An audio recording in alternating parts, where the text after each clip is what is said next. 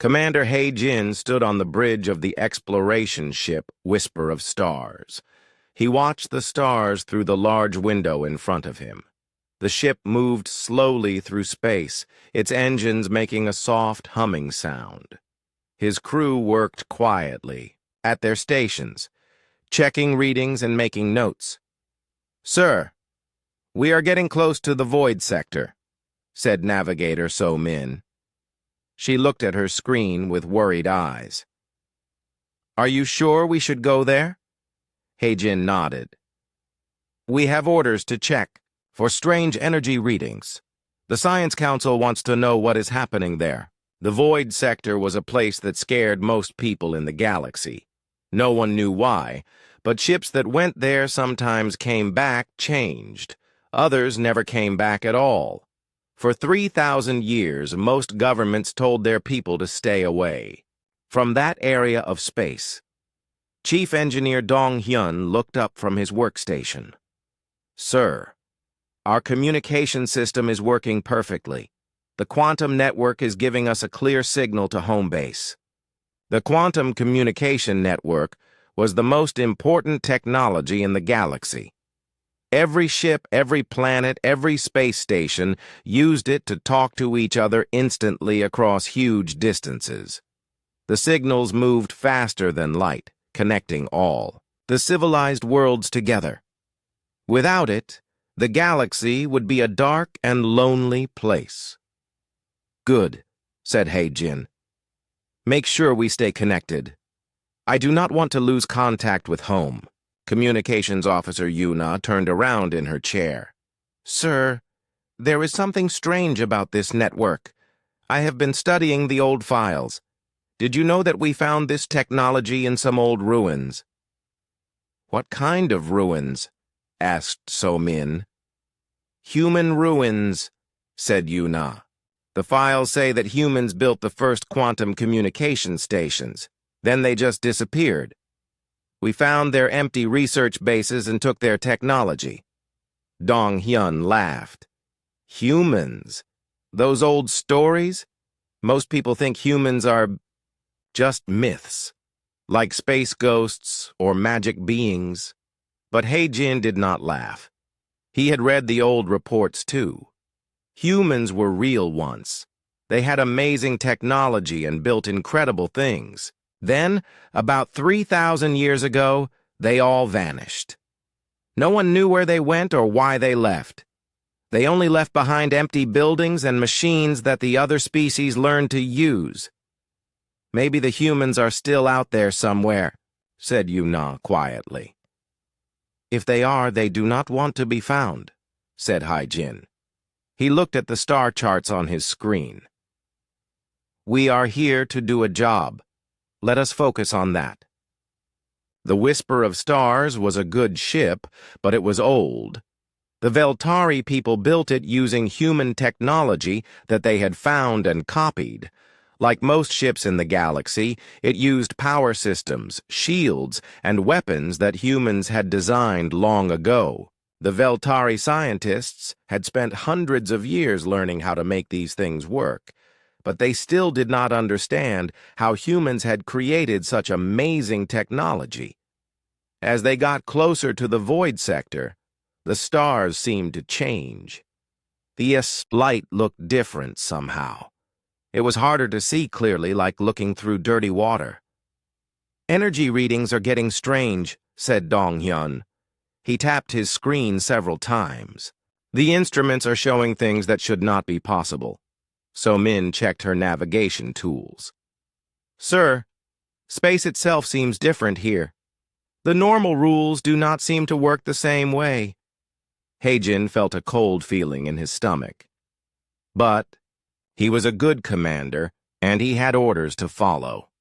"Keep going. We need to find out what is causing these energy readings." The ship moved deeper into the void sector. The crew worked at their stations, but everyone felt nervous. Something was wrong with this place. It felt like they were being watched by invisible eyes. Suddenly, Yuna's communication board lit up with alarms. "Sir, I am getting a signal! It is coming from deeper in the void!" What kind of signal? Asked Hai-Jin. I do not know. It is not like anything I have seen before. It is using the quantum network, but in a way that should not be possible. The signal is too strong, too clear. It is like someone has a communication system that is much better than ours.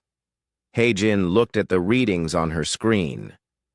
The signal was indeed strange. It was using the same quantum network that all ships used, but it was doing things with it that no one thought could be done. Can you tell where it is coming from? He asked. So-Min worked at her navigation station. I am trying to trace it, sir. It seems to be coming from about 10,000 kilometers ahead of us. But that is impossible. Why is it impossible? Because there is nothing there. My instruments show empty space. Dong-hyun looked at his own readings. Wait, that is not right. I am seeing some very strange energy patterns. Something big is out there, but it is hidden somehow. The crew looked at each other with worried faces. Whatever was out there was using technology that was far beyond anything they had ever seen. Should we turn back, sir? Asked So-Min. Hai-Jin thought for a moment. He was scared, but he was also curious. In all his years as a space explorer, he had never found anything this interesting. No. We came here to investigate strange energy readings. This is exactly what we were looking for. Move us closer, but go slowly. The whisper of stars moved forward through the dark space. The stars around them seemed to twist and bend in ways that hurt to look at. The quantum communication system started making strange noises, like someone was trying to talk to them in a language they could not understand. Sir, said Yuna in a scared voice, the signal is getting stronger. It is like whatever is out there knows we are here. Keep monitoring it, said Hai-Jin, but be ready to cut communication if anything goes wrong. As they moved deeper into the void, Dong-hyun's instruments began showing impossible readings. There were energy patterns that could not exist according to everything they knew about science. Space itself seemed to be bent and twisted around some huge, invisible object. Sir, I think we found something big, said Dong-hyun. Really big. But I cannot see it on the visual screens. Hai-Jin stared out the window at the empty space ahead of them. Whatever was out there was hidden from their eyes, but their instruments could feel its presence. It was like a giant invisible mountain floating in space. Then, without warning, something changed. The space in front of them began to shimmer like water. The stars behind it became blurry and twisted. Slowly, very slowly, something began to appear. By the ancient stars, whispered So-Min. A shape was forming in the darkness ahead of them. It was huge, bigger than anything they had ever seen. As it became more visible, they could see that it was a ship. But calling it a ship was like calling an ocean a puddle. It was the size of a small moon, with smooth black walls that seemed to absorb light. Strange blue lights moved across its surface like living things. What is that? Asked Yuna, in a voice so quiet it was almost a whisper. Hai-Jin could not answer. He could only stare at the impossible thing floating in space in front of them. After 3,000 years of silence, they had found something that could only have been built by one species in the galaxy. They had found a human warship. Captain Taeho walked through the corridors of the warship Soul's Vengeance. The walls around him were made of a strange metal that seemed to move and change shape. Blue lights flowed through the metal like water, carrying information and power to every part of the massive ship. His boots made no sound on the floor as he moved toward the command center. The Soul's Vengeance was not like the ships that other species built. It was alive in a way that was hard to explain. The ship could think, feel, and make decisions on its own. It had been built using technology that humans had developed over thousands of years of war against enemies that most species could not even imagine. Taeho reached the command center and looked at the huge screens that covered the walls. Each screen showed different parts of space, different battles, and different threats that his people were fighting. For over 3,000 years, humans had been fighting a secret war to protect the galaxy from things that lived in the dark spaces between stars. "Sir," said Lieutenant Commander Bo-Ram, turning from her station, "we have been tracking the Devourer fleet for 6 days. They are moving toward the inhabited systems in Sector 7. Taeho nodded. The Devourers were one of the worst enemies that humans fought. They were not really alive in the way that most people understood life. They were something else, something that ate entire worlds and turned everything they touched into more of themselves. They consumed planets, stars, and even the space around them, growing bigger and more dangerous with each meal. "How many ships are in this fleet?" asked Taeho. "At least 50 large vessels, sir. Maybe more. They are hiding some of their ships in folded space." Folded space was a way of hiding things by bending the fabric of reality. It was technology that only the most advanced species could use. But the Devourers did not build technology the way other species did. They grew it, like plants growing in a garden of nightmares. Chief Medical Officer Yun Jung came into the command center. She looked tired. Her white medical coat had dark stains on it that might have been blood, but Taeho knew it was probably something worse. She had been treating soldiers who had fought the Devourers in close combat. "Some wounds from those battles never healed properly." "How are our people?" asked Taeho. "The ones who came back will live," said Eun-jung. "But 3 soldiers had to be completely rebuilt. The Devourer weapons do not just hurt the body. They hurt the soul itself. It takes time to fix that kind of damage." This was the reality of the war that humans fought. The enemies they faced did not just kill. They corrupted, consumed, and destroyed everything that made a person human. Fighting them required soldiers who were more than human, enhanced with technology and genetic changes that let them survive battles in places where the normal rules of reality did not work. "Sir," said Bo-Ram, "we have another problem. There is a small exploration ship moving into this area. It belongs to the Veltari people." Taeho looked at the screen that showed the tiny ship approaching their position. The Veltari were one of the younger species in the galaxy. They were peaceful explorers who spent their time studying stars and planets. They had no idea that humans still existed, and they certainly had no idea about the war that was being fought to keep them safe. "Are they in danger from the Devourers?" asked Taeho. "Not directly," said Bo-Ram. "But if they see us fighting, they will know that humans are still alive. That could change everything." For 3,000 years, humans had kept their existence secret from the other species in the galaxy. They had let everyone believe that humans were extinct. This was safer for everyone. The other species could live peaceful lives while humans fought the monsters in the dark. But if the secret got out, everything would change. The younger species would want to help fight the war, but they were not ready for enemies like the Devourers. They would only get themselves killed and make the war harder to win. It was better to let them live in peace while humans carried the burden of protecting the galaxy. "Sir," said a voice from one of the communication stations, "the Devourers are starting to wake up. They know we are here." Taeho looked at the screens that showed the Devourer fleet. The enemy ships were changing shape, growing new weapons and preparing for battle.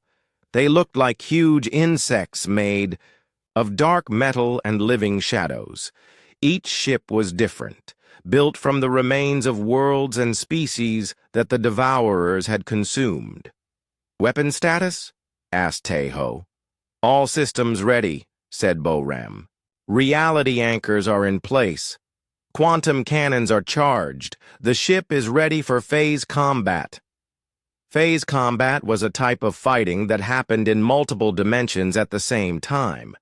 Human warships could move in and out of normal space, attacking enemies from directions that did not exist in regular three-dimensional reality. It was the only way to fight enemies like the Devourers effectively. "Sir," said Yunjung, "what about the Veltari ship? If we fight here, they will see everything." Taeho thought about this problem.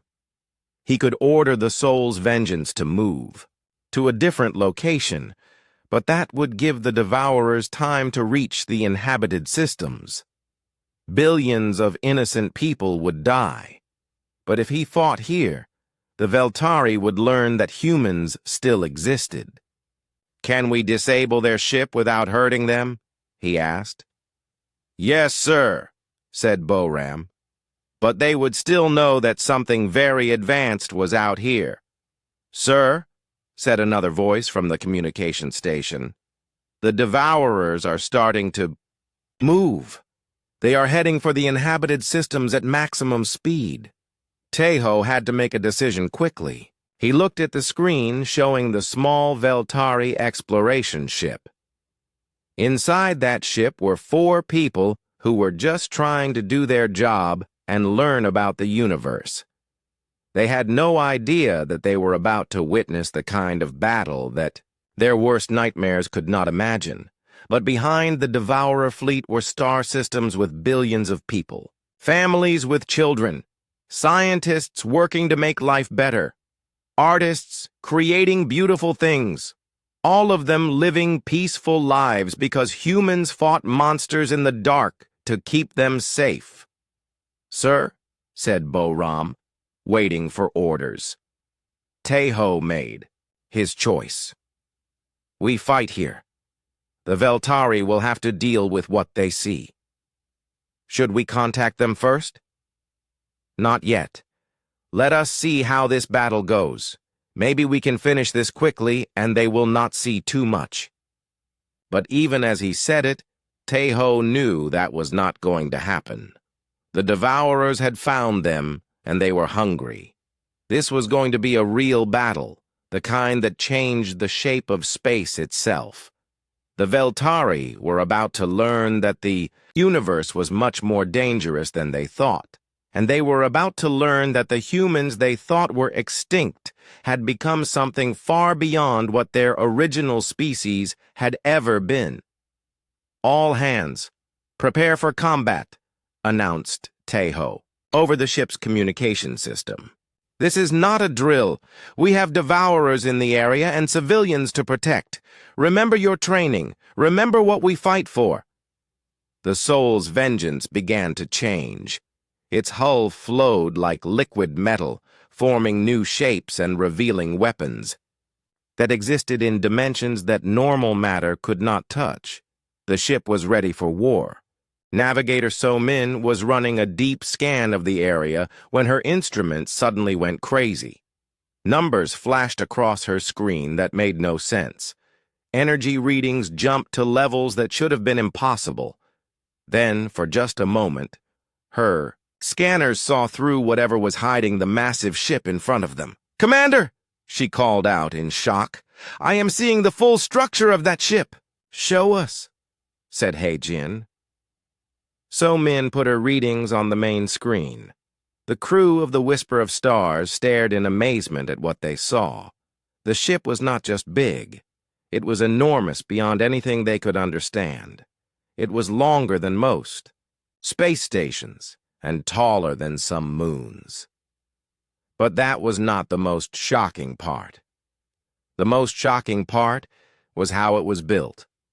The ship had technology that looked like it was thousands of years ahead of anything in the galaxy. The hull was made of materials that bent light around them. Weapons stuck out from the sides that seemed to exist in more than 3 dimensions. Energy flowed through the ship in patterns that looked like living rivers of light. "This cannot be real," whispered Chief Engineer Dong Hyun. "Nothing this advanced exists in the galaxy." "It exists," said So Min, checking her instruments again, "and it is getting closer to us." Communications Officer Yu Na was working frantically at her station. "Sir, I am getting more signals from that ship. They are using our quantum communication network, but they are doing things with it that should be impossible." "What kind of things?" asked Hai Jin. "They are sending signals through the network at power levels that are 100 times stronger than anything we have ever seen. And the signals are coming from everywhere at once. It is like the entire ship is one giant communication device." Then something happened that changed everything. Yu Na's communication board lit up with a new signal. But this signal was different from anything they had ever received. Instead of coming through their speakers, the voice spoke directly inside their minds. "Veltari vessel," said the voice. It was calm and strong, speaking perfect Veltari language. "This is Captain Taeho of the human warship Soul's Vengeance. Please maintain your current position and do not attempt to leave the area." The crew of the Whisper of Stars looked at each other in shock. The voice had said human warship. Humans were supposed to be extinct.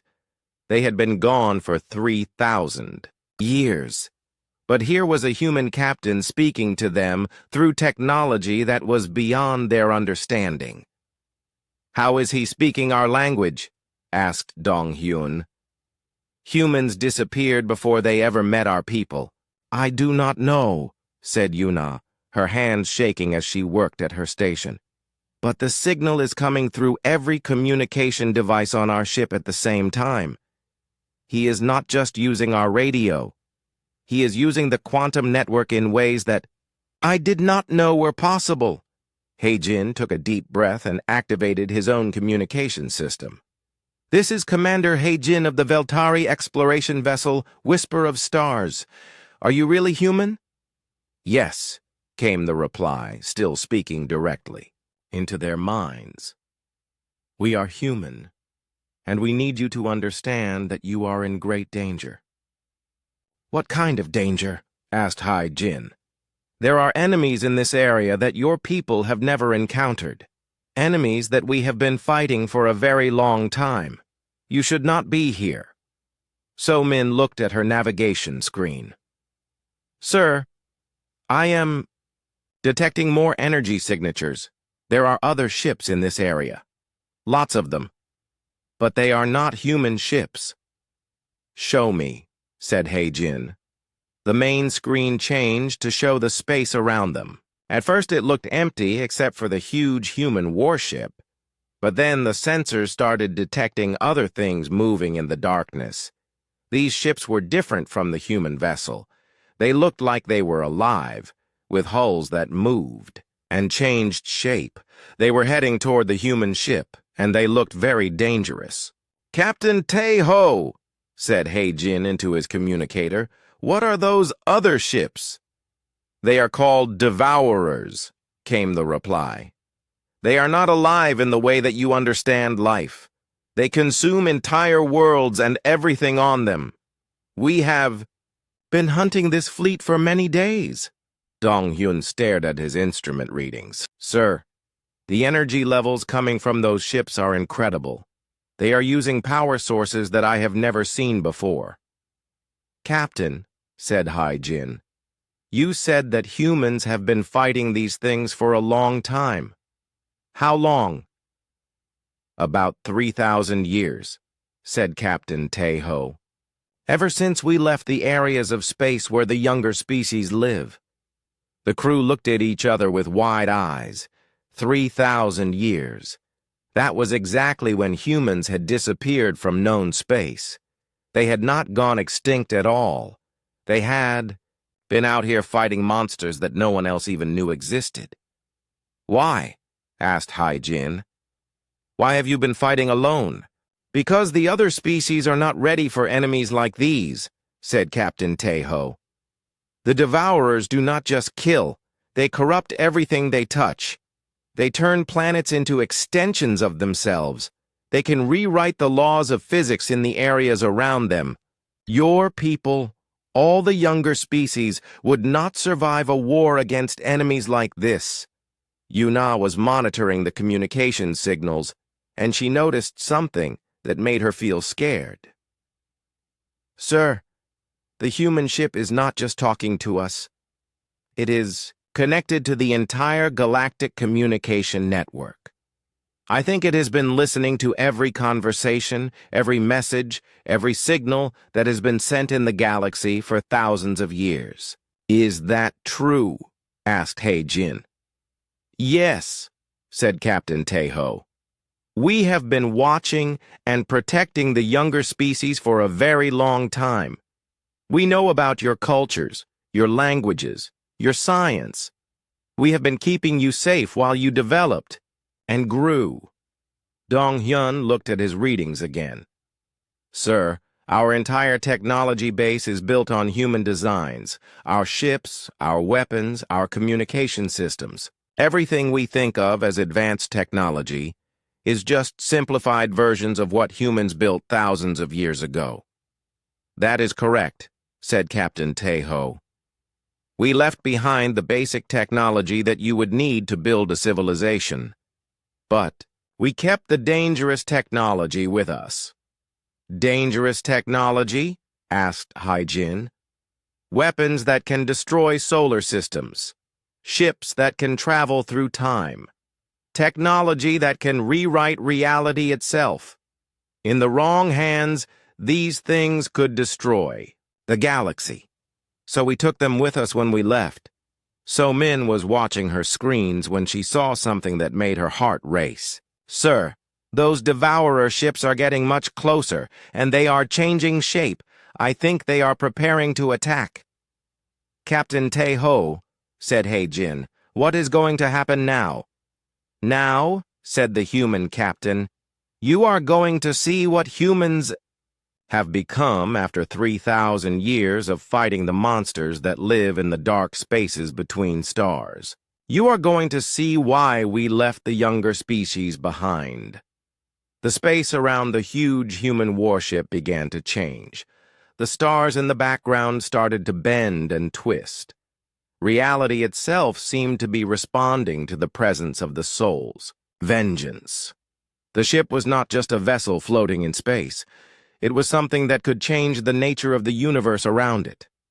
"Hold on," said Captain Teho. "This may be difficult to watch." The crew of the Whisper of Stars strapped themselves into their seats and watched their instruments as the readings went completely insane. They were about to witness a battle between forces that operated on levels of reality that their science could barely understand.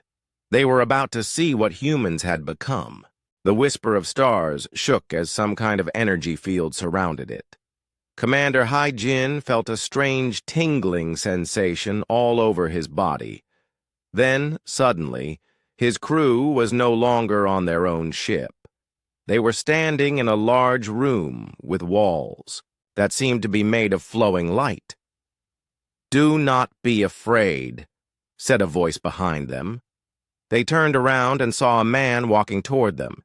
He was tall and wore a uniform that looked like it was made from the same flowing material as the walls.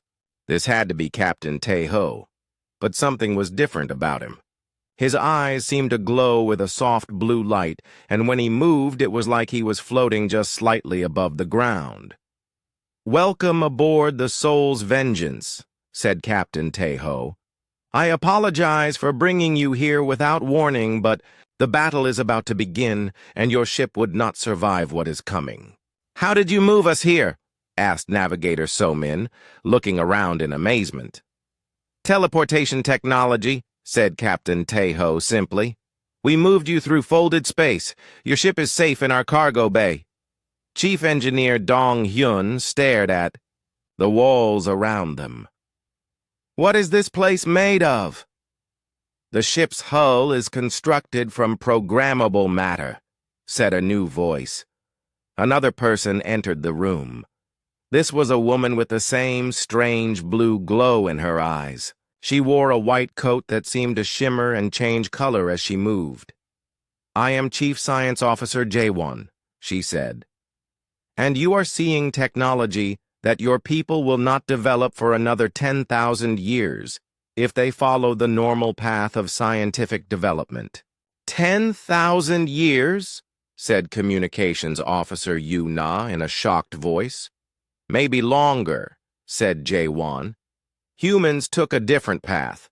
When we discovered that there were enemies in the galaxy that could destroy all life, we decided to enhance ourselves. We changed our bodies, our minds, and our technology to fight threats that normal species cannot even understand. Captain Tejo walked to a wall and touched it. The wall became transparent, showing the space outside the ship. The crew of the Whisper of Stars could see the Devourer ships moving closer. Up close, they looked even more terrifying. The ships were covered with things that looked like mouths and eyes. Parts of their hulls moved like they were breathing. Those ships are alive, said Hai-Jin. In a way, said Jae-won. The Devourers grow their technology instead of building it. Each ship is made from the remains of worlds they have consumed. The hull of that large ship there probably contains the remains of at least 3 planets and everyone who lived on them. Dong-hyun felt sick. You mean there are people trapped inside those ships? Not people anymore, said Captain Tejo sadly. The Devourers do not just kill. They absorb everything they touch and make it part of themselves. The consciousness of every person on those planets is now part of the Devourer collective mind. Another person entered the room. This was a woman. In a military uniform, but like the others, she had that strange blue glow in her eyes. She moved with perfect balance and precision, like a machine designed for fighting. I am Lieutenant Commander Bo-Ram, she said. Tactical officer, Captain, the Devourers are almost in weapons range. How many ships are we facing? Asked Captain Tejo. 53 large vessels and about 200 smaller ones, said Bo-Ram. But sir, there is something else. I am detecting void-touched signatures mixed in with the Devourer fleet. Captain Tejo's face became very serious. Void-touched? Are you certain? Yes, sir.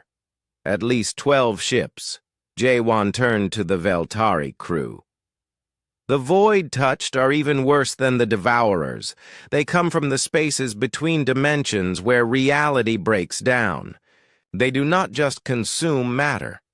They consume the concepts that make reality work. What does that mean? Asked So-min.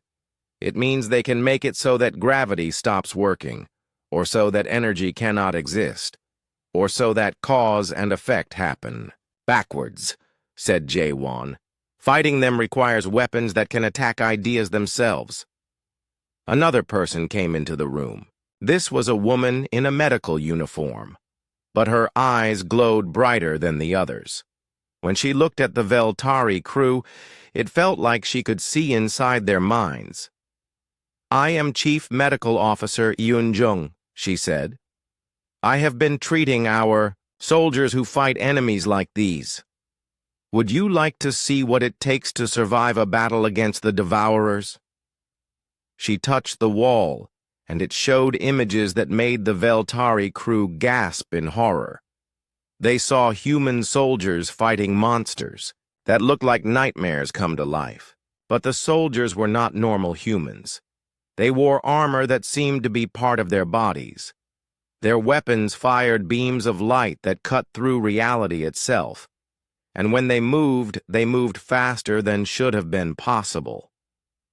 Our soldiers have been enhanced with technology that bonds with their nervous systems, explained Eun-jung.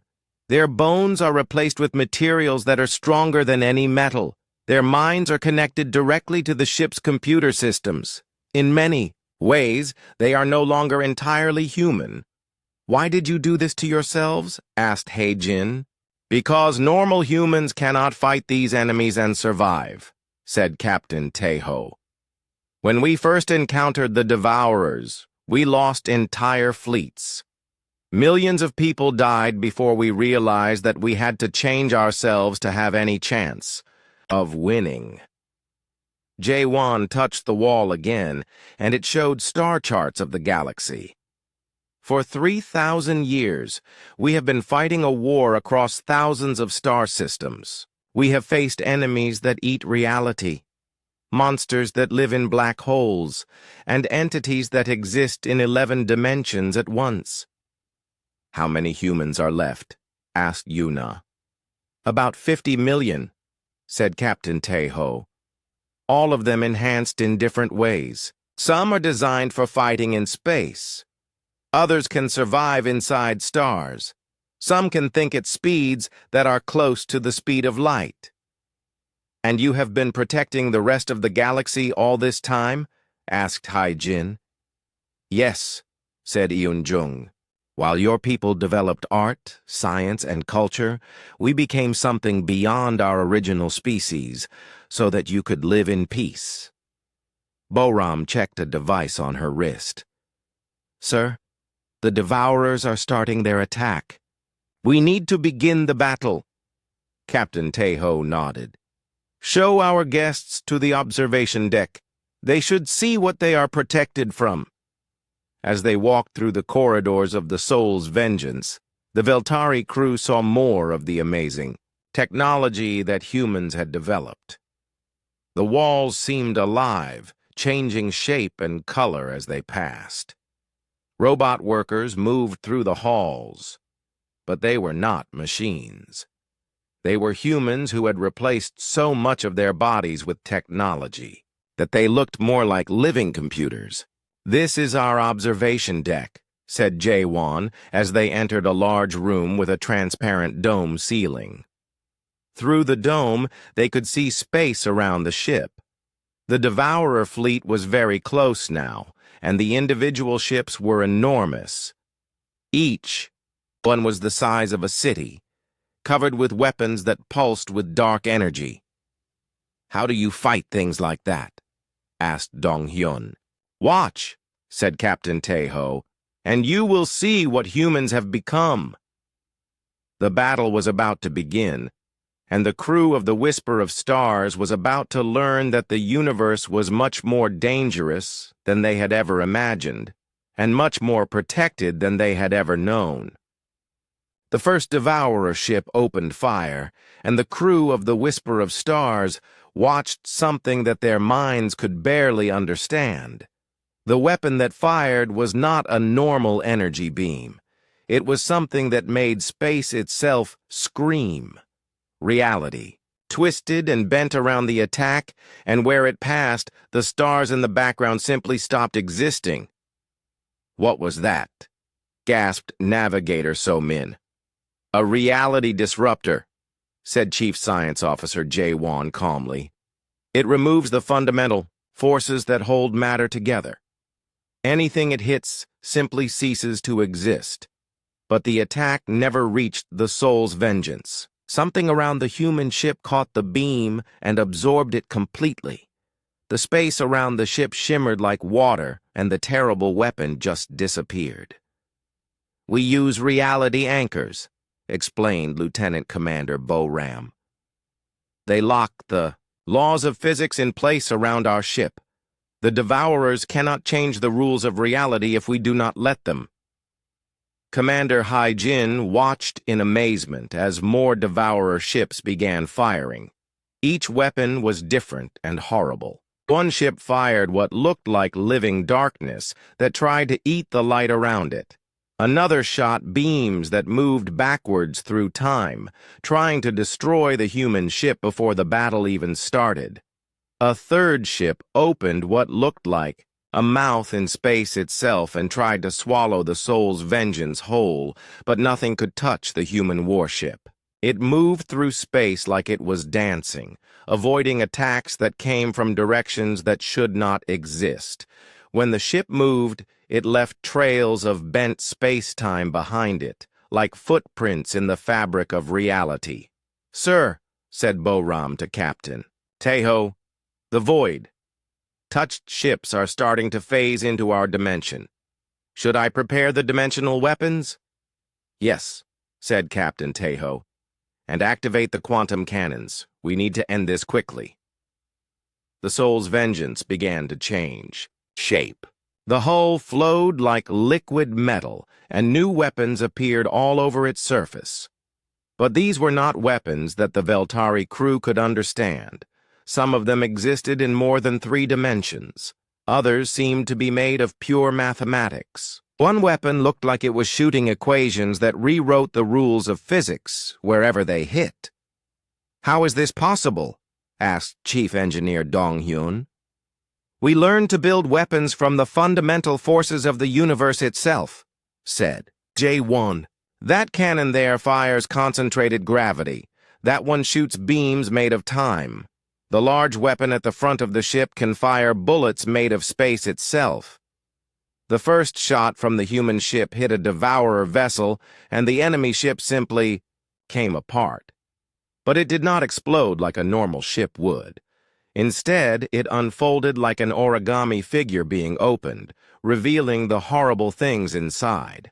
The crew could see parts of planets, twisted into impossible shapes.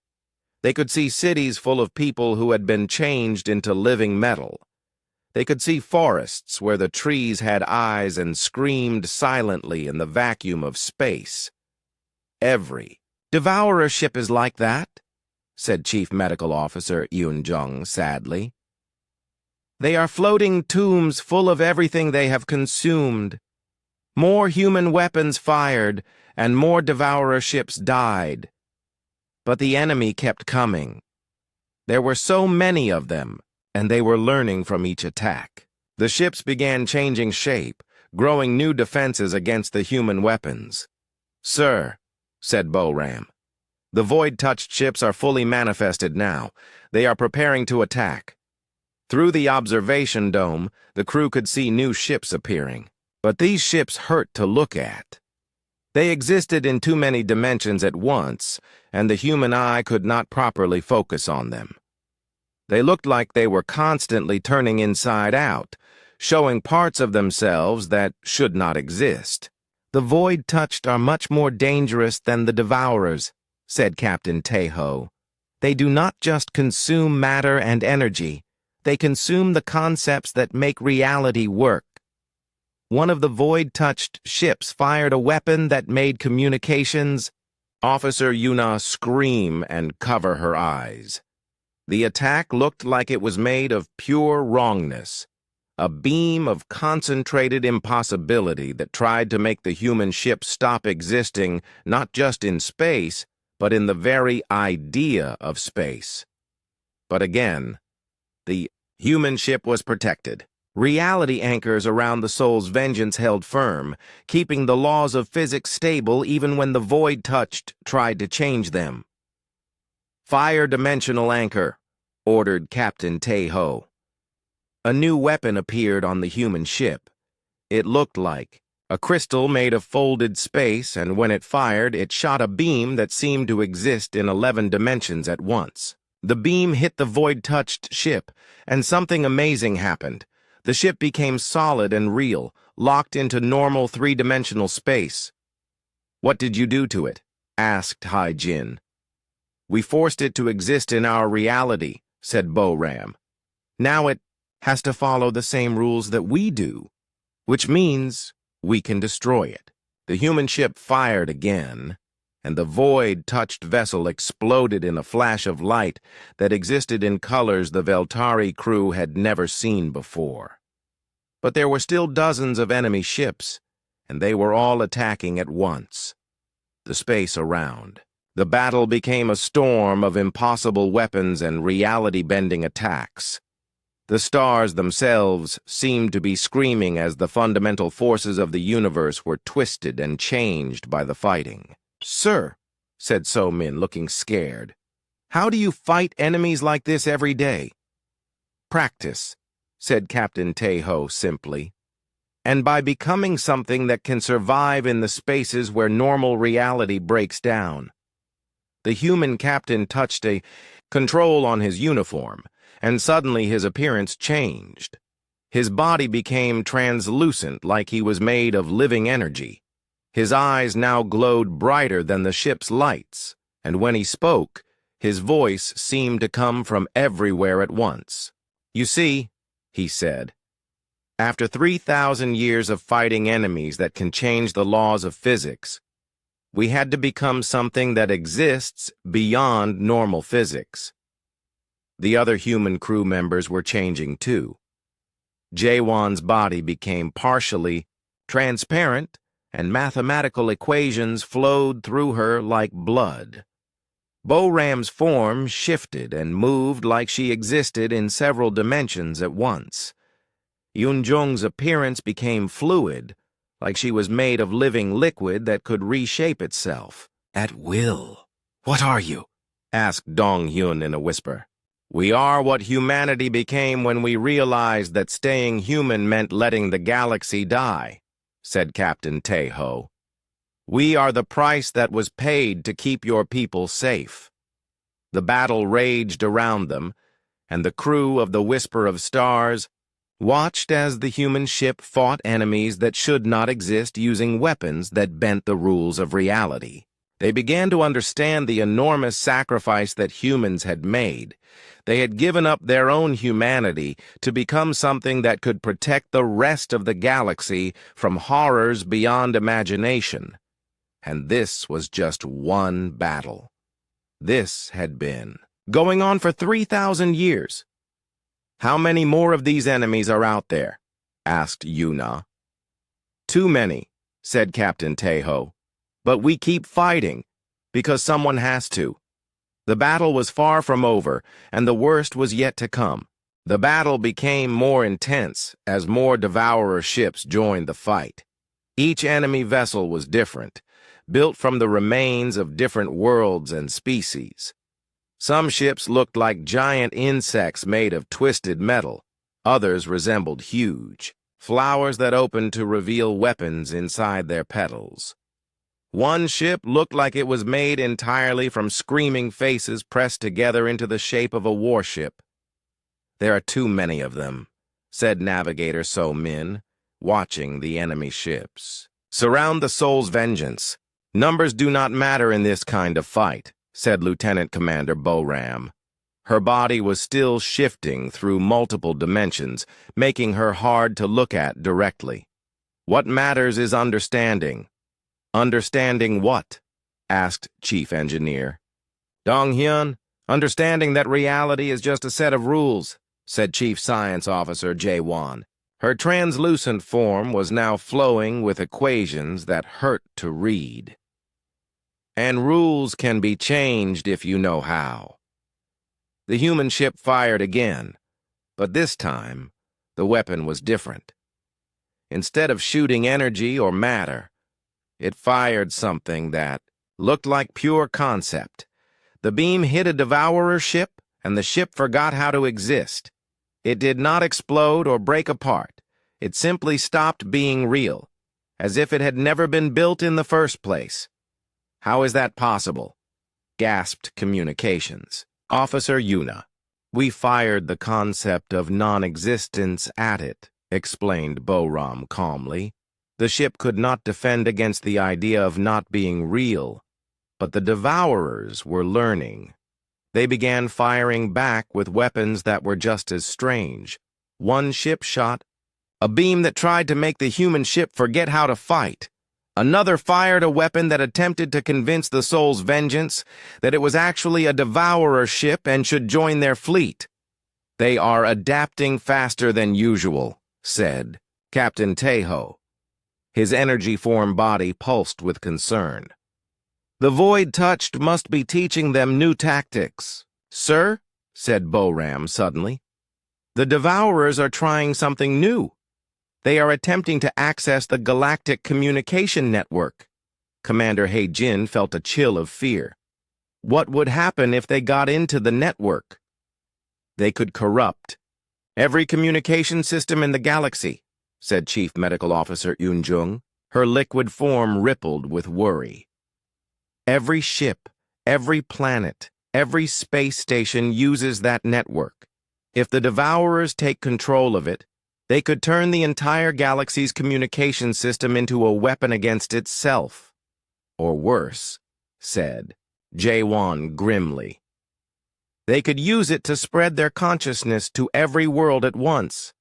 They could convert the entire galaxy into an extension of themselves in a matter of hours. Captain Taeho made a decision that would change everything. Cut all connections to the galactic network, immediately. Sir, said Bo-Ram, if we do that, we will lose contact with all human forces across the galaxy. And every other species will lose the ability to communicate with each other, added Jae-won. It will be like cutting the nervous system out of galactic civilization. Do it anyway, ordered Captain Taeho. We cannot let the Devourers have access to that network. The humans began working at control panels that seemed to be made of living light.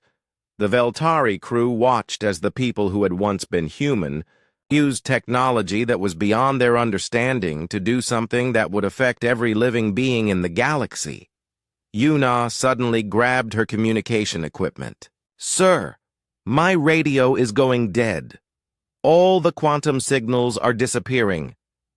All across the galaxy, on millions of worlds and thousands of ships, communication systems went silent. The quantum network that had connected every civilization for 3,000 years suddenly stopped working. Ships lost contact with their home planets. Governments could no longer talk to their colonies. Families were cut off from each other across the vast distances of space. The galaxy's voice died. You have just isolated every species in the galaxy, said He-jin in shock. No one can talk to anyone else anymore. It was necessary, said Captain Taeho sadly. The Devourers were seconds away from taking control of the network. If that had happened, every world in the galaxy would have been consumed. But now no one can call for help, said So-min. No one can coordinate defenses or warn each other about dangers. That is the price of keeping them safe, said Yoon-jung. Sometimes protection requires isolation. The battle continued around them, but now it had a different feeling. Without the communication network, the Soul's vengeance was truly alone against the Devourer fleet. But the crew did not seem worried. Instead, they seemed to be preparing for something bigger. Sir, said Bo-Ram, the Devourers are regrouping. They realize they cannot access the network anymore, so they are preparing for a direct assault. And the void touched? Asked Captain Taeho. They are opening rifts to other dimensions. I think they are calling for reinforcements through the observation dome. The crew could see tiers opening in space itself. Things that were not ships began coming through the rifts. Some looked like geometric shapes that moved in ways that hurt to watch. Others looked like clouds of living mathematics. One thing that came through the rift looked like a piece of the universe that had been turned inside out. What are those? Asked Dong-hyun in a terrified whisper. Entities from the spaces between realities, said Jae-won. Places where the normal rules do not apply. They feed on the structure of space-time itself. How do you fight something like that? Asked He-jin. Captain Taeho looked at his crew and they all nodded. We use the network, he said. But you just cut the network, said Yuna. We cut the galaxy's access to the network, said Captain Taeho. But we did not destroy the network itself, and now we are going to use it as a weapon. the human crew began working at their controls with incredible speed.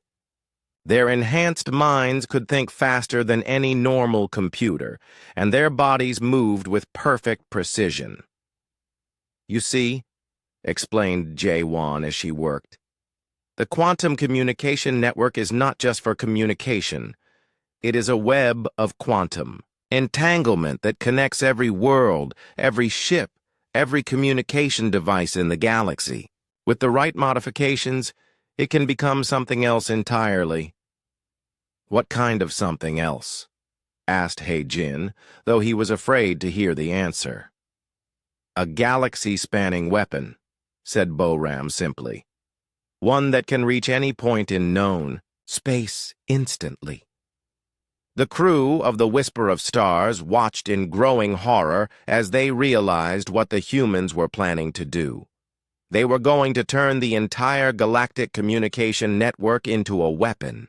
Every communication device on every world would become part of a gun that could fire across the galaxy in an instant.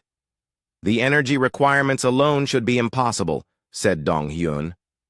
"Not if you know how to tap into the quantum foam that underlies all reality," said Captain Tae-ho. "We learned how to do that about 2,000 years ago."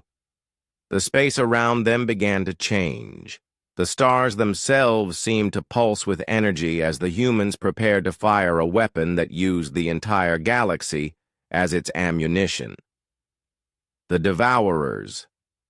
And void-touched entities seemed to sense what was coming, and they began attacking with desperate fury. But it was too late. The weapon was almost ready. "Fire," said Captain Tae-ho quietly, and the galaxy became a gun. When Captain Tae-ho gave the order to fire, something happened that the crew of the Whisper of Stars would never be able to forget for the rest of their lives. Every communication device in the galaxy, every radio, every quantum transmitter, every simple message beacon, suddenly became part of a weapon system that spanned the entire known universe. The energy did not come from the human ship. It came from everywhere at once, from every star, every planet, every particle of space, dust that had ever been touched by the quantum communication network. For 3,000 years, humans had been building this weapon without anyone knowing it. The network that had connected the galaxy's civilizations had always been designed to become something else when the time was right. Commander Hae-jin watched, his own communication equipment light up with energy patterns he had never seen before. Yuna's radio console became part of the galaxy-wide weapon system. Even the simple emergency beacon in their escape pod was now contributing power to what was happening. "The entire galaxy is firing at once," whispered Navigator So-min. The beam that emerged from this impossible weapon was not made of light or energy or matter. It was made of pure causality, the force that makes cause and effect work in the universe. When it hit the Devourer fleet, the enemy ships did not just die. They ceased to have ever existed in the first place. "What did you do to them?" asked Chief Engineer Dong-hyun, staring at the empty space where dozens of massive enemy ships had been just moments before. "We removed them from the timeline," said Chief Science Officer Jae-won, her equation-filled form pulsing with satisfaction. "They never existed, so they never consumed the worlds they had eaten. Those planets and all the people on them are alive again. But that was not the end of it. Through the observation dome, the crew could see something impossible happening to the space around them. Reality was being rewritten on a massive scale. The void-touched entities that had come through the dimensional rifts were being erased not just from this dimension, but from all dimensions. The rifts themselves were being sealed by changing the mathematical rules that allowed them to exist. "Sir," said Lieutenant Commander Bo-ram, "the weapon pulse has reached the other battle zones across the galaxy. 17 different Devourer incursions have been eliminated simultaneously." Hae-jin felt dizzy. You were fighting 17 battles at the same time?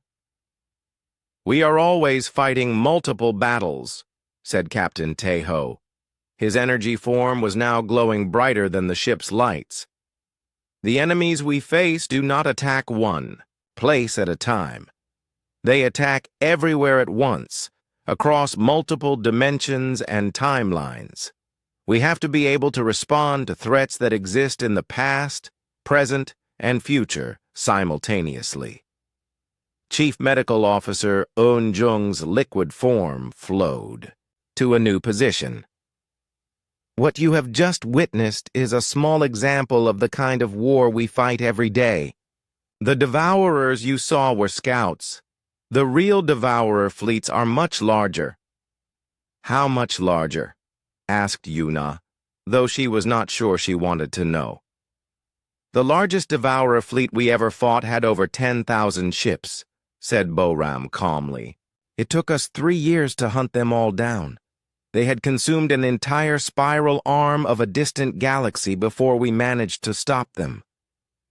Dong-hyun stared at the humans with something approaching worship. How is it possible for any species to become this powerful? Necessity, said Captain Teho simply. When the choice is between becoming something beyond your original nature or watching the universe die, the choice is easy. But as the crew watched, they noticed something troubling. The humans were not celebrating their victory. Instead, they looked worried. Sir, said Jae-won, the quantum foam disturbance pattern suggests that something much larger is stirring in the deep void. The Eaters? Asked Captain Teho. Possibly, or something worse. Hae-jin did not want to ask, but he had to know. What are the Eaters? The humans looked at each other with expressions that would have been grim if their faces had been solid enough to show normal expressions. The Devourers consume matter and energy, explained Eun-jung. The void-touched consume concepts and ideas. But the Eaters consume existence itself. They are what is left when entire universes die. How many universes have died? Asked So-min in a small voice. We do not know, said Captain Teho.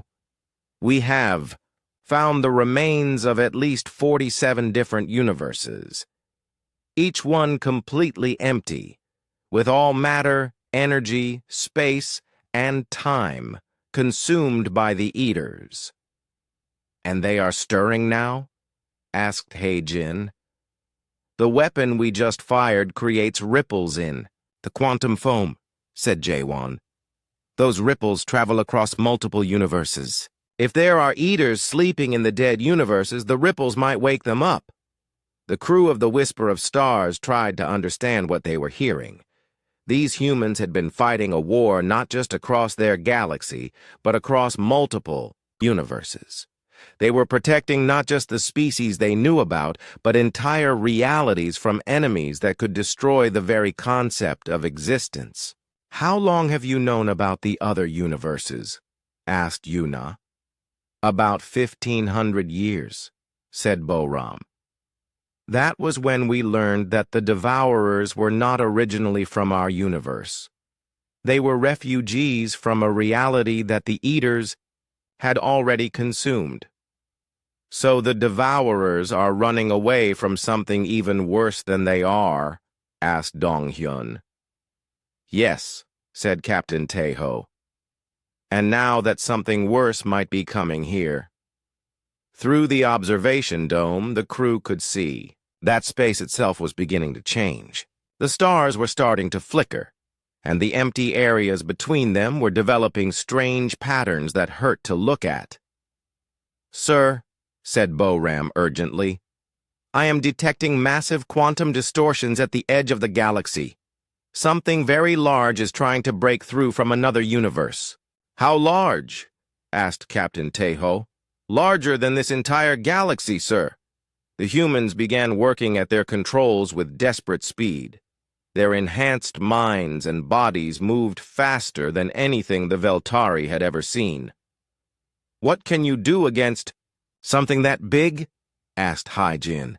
"We adapt," said Captain Teho. "We always adapt." The soul's vengeance began to change again, but this time the change was more dramatic than anything they had seen before. The ship started growing, expanding in all directions. But it was not just getting bigger. It was becoming more complex, developing new sections that existed in dimensions the crew could not see. "We are converting the ship to multi-dimensional configuration," explained Jae-won. "If we are going to fight something from another universe, we need to be able to exist in multiple universes at the same time." The transformation was incredible to watch. The ship that had been the size of a small moon was now the size of a planet. Then it was the size of a star. Then it became something so large that the crew could not see its edges anymore. "What are you becoming?" asked So-min. "What we need to become," said Captain Teho. "Humanity's final form." The humans themselves were changing too. Their bodies were becoming less solid and more like pure energy. Their minds were expanding to think thoughts that spanned multiple universes. They were becoming something that could fight enemies that existed beyond the normal rules of reality. "This is what we have been preparing for," said Eun-jung. "For 3,000 years, we have been getting ready for the day when the Eaters would find our universe." "And that day is today?" asked Hai-Jin. "Yes," said Captain Teho. "But you will not fight this battle with us. It is time for you to go home." "But we want to help," said Yuna. "You cannot help with this," said Boram kindly. "This is a fight that happens beyond the dimensions where biological life can exist. But you can help in a different way." "How?" asked Dong-hyun. "By preparing your people for what comes next," said Captain Teho. "Because if we win this battle, everything in the galaxy is about to change." The battle against the Eaters lasted for what felt like forever, but also seemed to happen in no time at all. The crew of the Whisper of Stars found themselves back on their own ship, safe in the cargo bay of the Soul's Vengeance, watching through their screens as humans fought enemies that existed beyond normal reality. Commander Hai-Jin watched Captain Teho and his crew become something that was no longer recognizable as human. They became beings of pure thought and energy, fighting across multiple universes simultaneously. The battle happened in places where the normal rules of cause and effect did not work, where past and future were the same thing, where the very concept of existence was a weapon.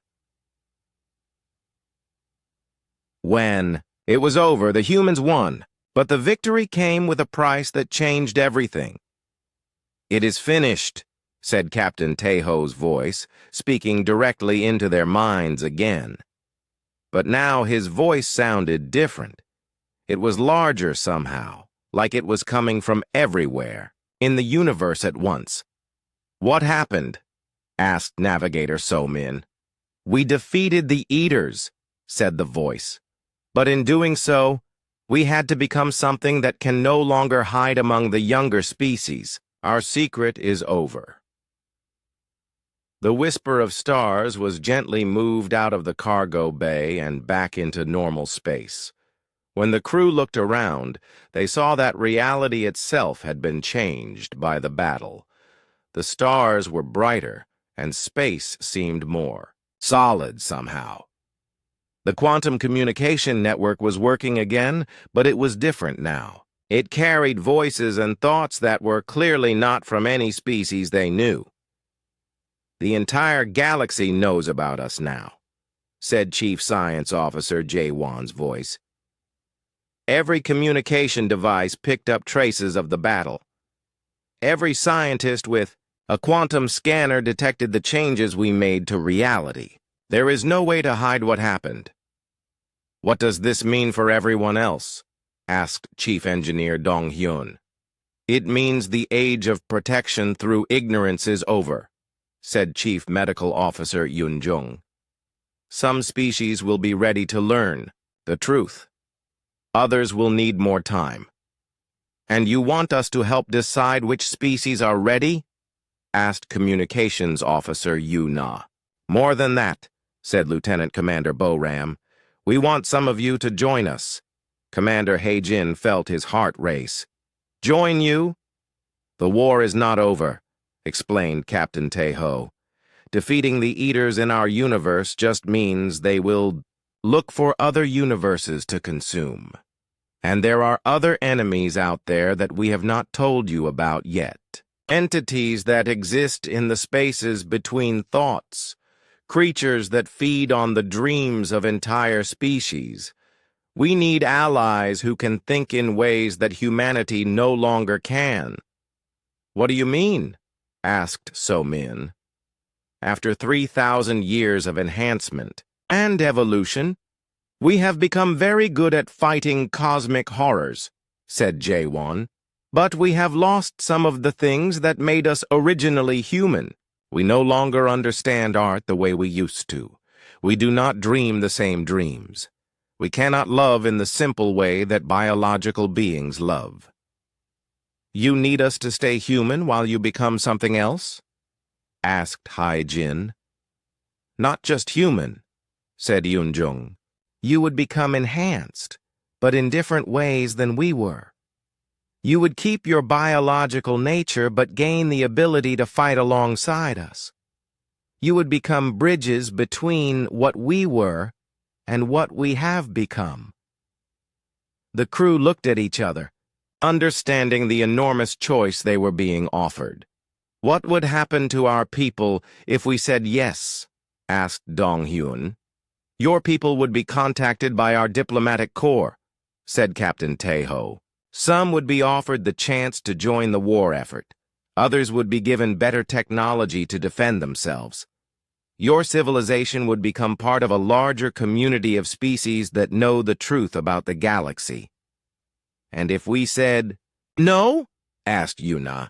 Then you would go home with your memories intact, and we would respect your choice. But we would still reveal ourselves to the galaxy. The secret is already out. We are just trying to manage how the truth spreads, He-jin thought, about everything they had seen. The incredible battles, the impossible technology, the sacrifice that humans had made to protect everyone else. He thought about his own people, living peaceful lives on their worlds, not knowing about the war that was being fought to keep them safe. I want to join, he said finally. So do I, said So-min immediately. And me, said Dong Hyun. Me too, said Yuna. Are you certain? Asked Captain Tae-ho. Once you begin the enhancement process, you cannot go back to being what you were before. You will become something new. You became something new to protect us, said Hai-jin. Now we want to become something new to help protect others. The transformation began immediately. Dr. Eun-jung explained that they would keep their biological forms but gain new abilities. Their minds would be enhanced to think faster and understand concepts that normal brains could not process. Their bodies would be strengthened to survive in environments that would kill normal people. They would learn to use weapons and technologies that worked by changing the fundamental rules of reality. It will take several months to complete the process, said Eun-jung as the enhancement began. But when it is finished, you will be able to see and fight enemies that exist in 11 dimensions. You will be able to communicate directly through quantum foam. You will be able to heal from wounds that would normally be fatal. Will we still be Veltari? Asked So-min. You will be something new, said Captain Tae-ho, the first members of a new kind of species, one that is designed specifically to fight in the cosmic war while maintaining the perspective and creativity that we have lost. As the enhancement process continued, the crew learned more about what they were becoming. They would be diplomats and warriors, scientists and artists, bridges between the human war machine and the species that still lived normal biological lives. "What about our ship?" asked Dong-hyun. "The Whisper of Stars will be rebuilt using our technology," said Jae-won.